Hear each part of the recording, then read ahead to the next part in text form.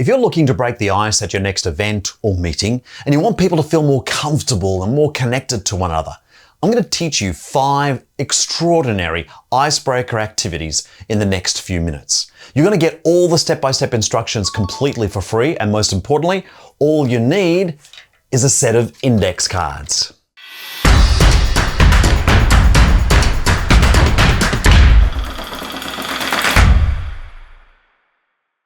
You and I both know there is no magic embedded inside a bunch of index cards. But I also know from my 35 years experience, the 5 activities I'm going to share with you are outrageously fun and will invite your group to interact, to share, and to build trust. And as I've said in many of my other videos, any experience that invites a group to engage and interact, and importantly, create something together, can be considered team building.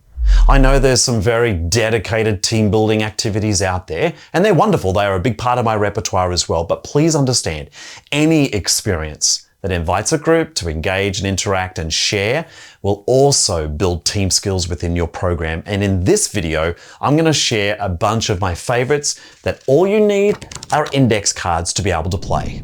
Okay, let's dive in. Number 1, ID numbers. You take a blank card and distribute one of those to every person in your group. They've got a marker or a pen, and their first task is to write their name in the very top half of the card. Having done that, the next step I would often demonstrate to give people a few ideas. Everything about our life is governed by numbers. We have social security numbers, mobile phone numbers, bank account numbers, credit card numbers, blah, blah, blah, blah. In this case, I invite people to create their own identity numbers. So here's one I've already prepared. These set of numbers, 64, 1, 13, and 19, relate something to me. Something about them says something about who I am. Now, I get to share the numbers I put on here. And the object is to pick numbers that say something about you. So for example, I would invite people, once they've done this, to pair up and try to guess what the numbers are for the person that they're exchanging with. And often they'll get a few clues, and then eventually they might land on it. For example, people look at 64 and say, "Is that your age?" No. I was actually born in 1964, but I'm getting closer to 64 years of age. Number 1 is how many children I have. Number 13 is the street address. And finally, number 19 is the number of years I had my last car before I replaced it. Every one of those numbers says something about me. It's not hard. People can consider all sorts of different numbers that they can write on their card, and then it's just a matter of having a bit of fun. People discover stuff about other people. So for example, it's like, wow, 19 years? Well, it says something about my environmental preferences. I didn't want to replace my car frequently, and I basically ran it into the ground until it died. That made sense to me environmentally. That says something about me. So ID numbers, again, the step-by-step instructions for this and all of the activities I'm going to share with you can be found at playmio.com, and you can download those instructions very, very quickly. Icebreaker question exchange. I love this activity. It has morphed into so many different variations. Let me give you the bog standard version. Everyone starts with a blank index card. And they can either write a question on there, or to be honest, it's a little easier if in advance you write a question, an icebreaker question on the card in advance. So if you've got 25 people in your group, you will write 25 different icebreaker questions on each of the cards. So if you've got 25 cards, each of them is a different question. Now, if you're standing there going, oh my goodness, I don't know what those icebreaker questions would be, check the notes below, because there will be links to some of my most favorite, most powerful icebreaker questions I've ever used. That'll give you a few ideas, but you can also download dozens of these activities directly from Playmio as well. Okay, so you've got your cards, there's a set of questions on it, and then distribute them.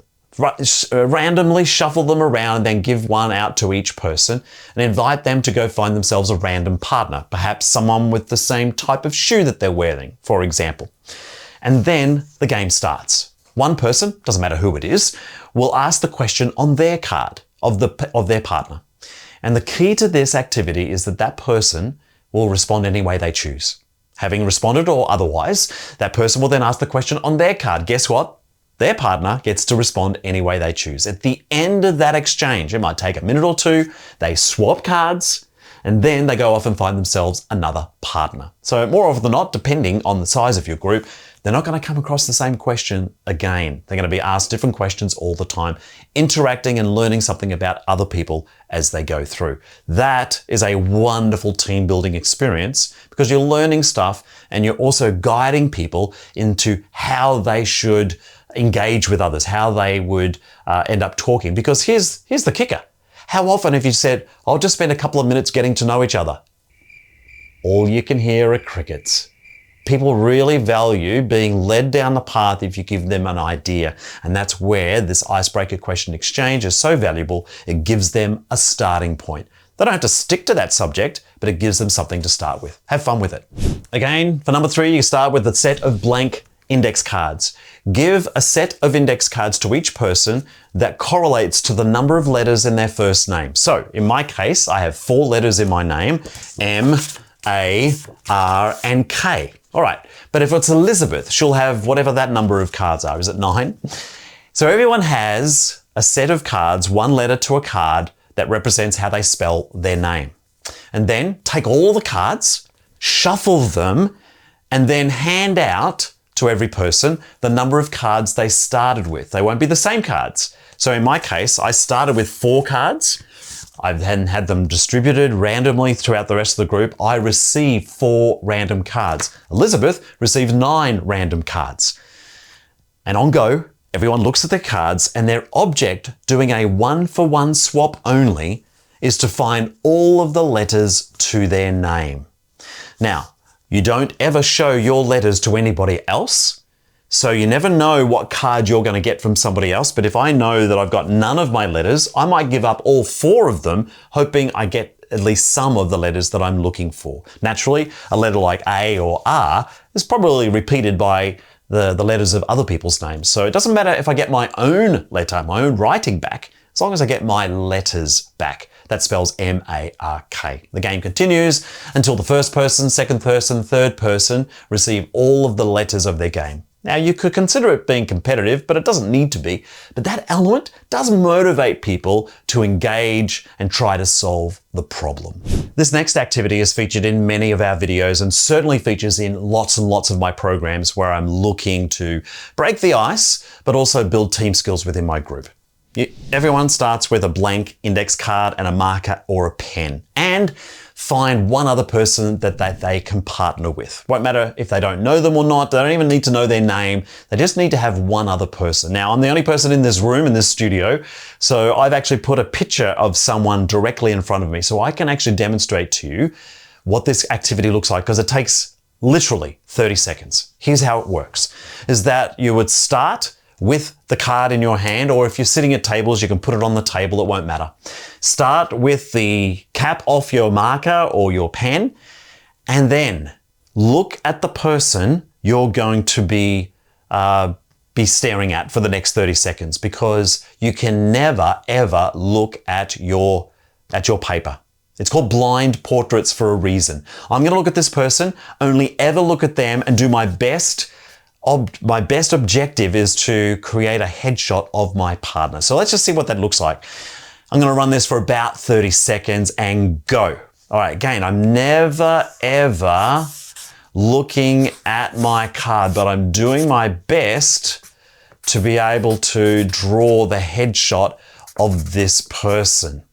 If they have time, they can embellish the background as well. I've probably got about 5 seconds remaining. Everyone watching at home is wondering what the heck's going on. Let's say my time is up, and then ask everyone to look at their cards. Ooh, okay, there's mine. Not sure that looks anything like the person that I just drew, but you get an idea. And it's not about getting it right. It's about that interaction. It's about the fact that no one knows how to do this very well, because most of us are used to looking at what we're doing, rather than in this exercise for blind portraits, you can't ever look at your paper. Have fun with that one too. Here comes the 5th one. It's called blind name tag. Blind name tag. Now, stick around, because in a moment I'm going to share with you some bonuses as well. But for now, everyone starts with a blank card and a pen.